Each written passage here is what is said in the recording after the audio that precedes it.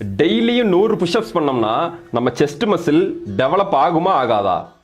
வாங்க பார்க்கலாம். இது நம்மளோட செஸ்ட் மசில். புஷ்அப்புக்கு முன்னாடி 300 கிராம் இருக்குன்னு வச்சுப்போம். இப்போ நாம புஷ்அப்ஸ் பண்றோம். அந்த பிரஷரை தாங்க முடியாம நம்ம செஸ்ட் ஃபுல்லா இந்த மாதிரி தான் கிளியும். எப்போ நாம வீட்டுக்கு போய் நல்லா சாப்பிட்டு தூங்குறோமோ அப்போ இந்த கிழிஞ்சு போன மசில்ல புரோட்டீன் போய் உட்கார்ந்து அதை சரி பண்ணும். அதோட ரிசல்ட்டா புஷ்அப்புக்கு முன்னாடி 300 கிராம் இருந்த செஸ்ட் மசில் 310 கிராமா வளர்ந்துரும். இந்த ப்ராசஸ்க்கு பேர் தான் மசில் பில்டிங். ஸோ புரிஞ்சுக்கோங்க, ஒரு மசில் பில்ட் ஆக நமக்கு 3 விஷயம் வேணும். ஃபர்ஸ்ட், அந்த மசிலை கிழிக்கிறதுக்கான ஒர்க் அவுட். செகண்ட், அந்த கிழிஞ்சு போன மசிலை சரி பண்றதுக்கு தேவையான புரோட்டீன்.